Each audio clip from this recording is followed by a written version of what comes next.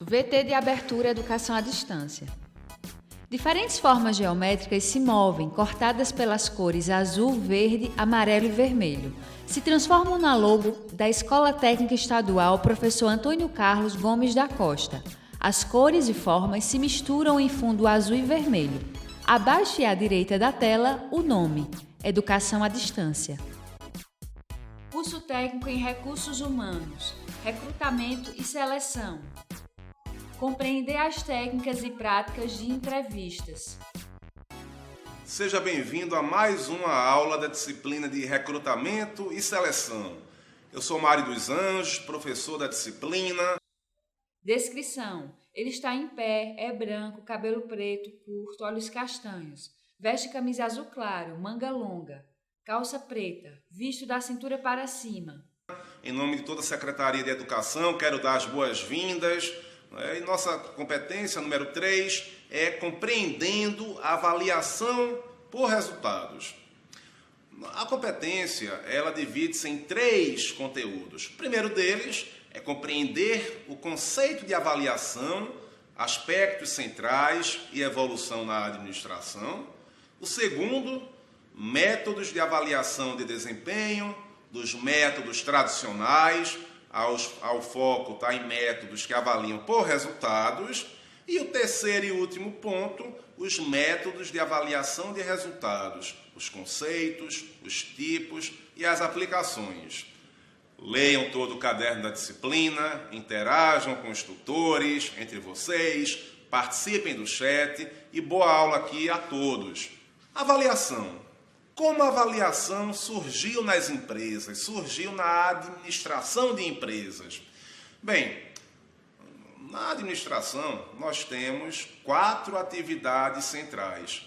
Inicialmente, uma empresa precisa de planejamento. O que é o planejamento? É estabelecer objetivos, metas, saber para onde quer ir, é o norte para a empresa. Então, por exemplo, uma panificadora, ao determinar o quanto vai produzir de pão, é um planejamento, é um objetivo, é uma meta. Em seguida, ocorre a organização. A padaria, a panificadora, ela precisa saber tudo o que vai precisar para poder fabricar esses pães. Vai ter que criar um organograma, uma estrutura lógica para poder executar todas essas atividades. No terceiro momento, nós temos a direção, ou seja, colocar a empresa para funcionar, para rodar. E, finalmente, chegamos no controle. Aí sim entra a perspectiva da avaliação, ou seja, é através do controle que a empresa estabelece indicadores de desempenho, parâmetros. E aí, a partir disso, ela vai comparar esses parâmetros com o desempenho da empresa. E, se necessário, vai propor ações corretivas. Então, por exemplo, se a nossa panificadora pretendia, em determinada semana, produzir 500 quilos de pão, e se no passado esse tempo ela só fabricou 300 quilos, vamos comparar 500 quilos como meta, 300 quilos, como foi o realizado. Essa defasagem de 200 quilos, ela ocorreu devido ao quê? Faltou matéria-prima, farinha de trigo, fermento, sal, né? Houve algum problema? É justamente a função do controle que permite que a empresa corrija seus rumos. E é nesse contexto que nós vamos trabalhar nessa competência. Então, a avaliação de desempenho é um processo central na área de recursos humanos, na área de gestão de pessoas. Por quê? Há uma série de benefícios. Primeiro que a avaliação de desempenho, ela estabelece recompensas. Então, aqueles colaboradores que mais se dedicam vão ter algum diferencial em termos de reconhecimento da empresa, de incentivos monetários e não monetários. Outro ponto importante, ela fornece retroação. O que é isso? Permite que tanto a empresa como o funcionário recebam esse feedback do colaborador. O que é que esse colaborador precisa melhorar? Em quais pontos ele está bem? Outra, permite o desenvolvimento de pessoas. estreita, fortalece o relacionamento entre os colaboradores e entre os colaboradores e a empresa. Melhora também o potencial de desenvolvimento. E, finalmente, permite, oferece um aconselhamento, de forma que o colaborador ele saiba aqueles pontos em que ele está bem e aqueles pontos em que ele precisa melhorar o desenvolvimento das competências. Você está lembrado da competência 1? Qualquer coisa, releia, volte para o nosso caderno da disciplina e veja o conceito de competências nessa unidade. Bem, nós temos métodos tradicionais de avaliação de desempenho. Como podemos ver aqui no slide, um deles é o método da escolha forçada. Nós temos várias frases que são agrupadas e pede-se que seja escolhida ou assinalada a frase que mais define a pessoa e aquela que menos define o desempenho daquele candidato. Então, por exemplo, se entre as 4 primeiras afirmações, espírito de equipe, comportamento dinâmico, sociabilidade, dificuldade com números, considera-se que a pessoa tem um bom espírito de equipe, essa é a que mais define. Se ela é de difícil relacionamento, provavelmente vai ser assinalada aquela que menos define, a afirmação de ser muito sociável. Um outro método tradicional de avaliação de desempenho, conforme podemos observar aqui nesse slide, são as escalas gráficas. Então, podemos trabalhar com uma série de fatores, como, por exemplo, produção, qualidade, cooperação. O que vem a ser produção? A quantidade de trabalho realizada. A nossa panificadora, no começo, quantos quilos de pão cada auxiliar de padeiro fabrica? A qualidade, avaliarmos a qualidade no lava-jato, a qualidade do serviço de lavagem, a cooperação no trabalho em equipe, e em função disso, nós temos os fatores e uma classificação de fraco, sofrível, regular, bom e ótimo. Em função disso, para cada fator, nós assinalamos aquele que melhor representa o comportamento do indivíduo em cada um deles. Nós temos também um outro método tradicional de avaliação de desempenho, que é a pesquisa de campo. Então, nós temos aqui alguns pontos, como avaliação inicial, análise complementar, planejamento, acompanhamento, e solicitamos que seja preenchido pela chefia. Por exemplo, avaliação inicial. Por que o desempenho daquele colaborador foi insatisfatório? Ou por que foi satisfatório? Ou ainda, por que foi mais do que satisfatório? Então, o gestor ele vai informar isso.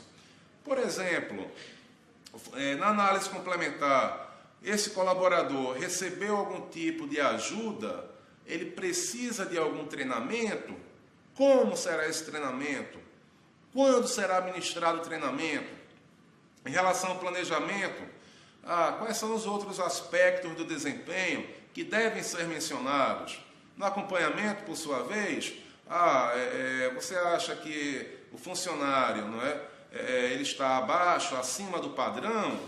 Ele recebeu novas oportunidades de melhoria ou não recebeu? De forma que é feita toda uma pesquisa com os gestores, de forma que se tenha todo um perfil daquele colaborador que vem sendo avaliado pela empresa. Nós temos também, como por exemplo, medidas de produtividade, como podemos observar aqui nesse slide, o stockout. O que é o stockout? É a descontinuidade de um produto, a falta de um produto. Colaboradores que trabalham num depósito ou num estoque, a empresa, ela em conjunto deve estabelecer uma meta, como podemos observar essa linha horizontal em vermelho. E em desempenho é a linha verde. Observamos que a linha verde, em vários momentos, ela encontra-se muito distante da linha vermelha. E o melhor nesse caso é termos uma pouca falta de produto, ou nenhuma falta desse produto. É uma forma que nós temos de avaliar colaboradores que trabalham na área de produção, por exemplo. Nós também temos outros métodos igualmente mais modernos, que é um deles, por exemplo, é o de gestão por objetivos. Então, por exemplo, no primeiro momento, nós temos as metas da empresa e os indicadores que serão avaliados. Depois, as metas descem ao nível de departamento.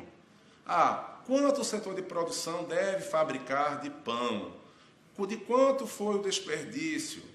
Como vamos avaliar? No terceiro momento, o gestor, a chefia, vai apresentar as metas e as medidas de avaliação para cada colaborador. O subordinado pode sugerir, pode participar.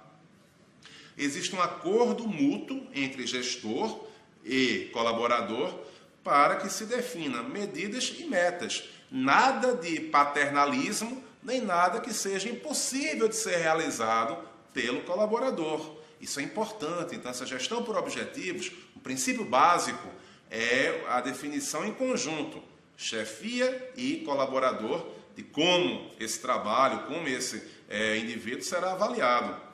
Numa quinta etapa, nós vamos eliminar, nós vamos extinguir as metas e medidas de avaliação inadequadas, aquelas que eventualmente estão ultrapassadas, que não são utilizadas, e permanentemente faremos uma revisão, até chegarmos a uma revisão final e com isso podermos, ao final da avaliação de todos os setores, todos os colaboradores, seja possível avaliar a empresa. Eu coloquei mais informações sobre esse método no caderno da disciplina e vamos interagir e conversar sobre ele posteriormente. Outro método importante de avaliação de resultado é o baseado no BSC, o Balance Scorecard. Por exemplo, nós temos objetivos corporativos, tais como duplicar o valor de mercado no prazo de 7 anos, aumentar o faturamento da empresa a uma taxa de 20% por ano, atingir uma taxa interna de retorno 2% superior ao custo de capital, aumentar a produção em 20% e assim por diante. Para atingirmos esses objetivos corporativos, as áreas envolvidas, por exemplo, finanças. Quais são os alvos dessa área de finanças? A área de produção, quais são os alvos? Então em 2014, a receita deve ser de X, 2015 de Y, 2016, 2017 e assim sucessivamente. Como devem se comportar os custos administrativos, os custos operacionais de 2014 para frente? A área de produção, por exemplo, qual deve ser o custo total de produção? Qual deve ser o custo total de desenvolvimento de produtos? Qual deve ser a produção total anual? E assim nós temos indicadores. E os colaboradores de cada área devem agir como se estivessem com foco nos objetivos e metas daquela área. Caro aluno, mais uma vez eu quero agradecer a sua participação e pedir que vocês interajam bastante no chat, no fórum, leiam bastante o caderno das disciplinas, podem contar com nossa equipe. Um forte abraço a todos. Até a próxima. Som direto. Denis Ramos. Imagens. Camila Silva. William Oliver. Interpretação de Libras. Davidson da Silva. Audiodescrição. Jonara Medeiros Siqueira. Produção de vídeo. Joana Rodrigues. Direção de arte. Isabela Oliveira. Edição. Lisandra Santos. Danilo Albuquerque. Professor autor. Mário dos Anjos. Design educacional. David Souza Nascimento. Renata Marques de Otero. Terezinha Mônica Sinício Beltrão. Coordenação do curso. Carlos Pacheco.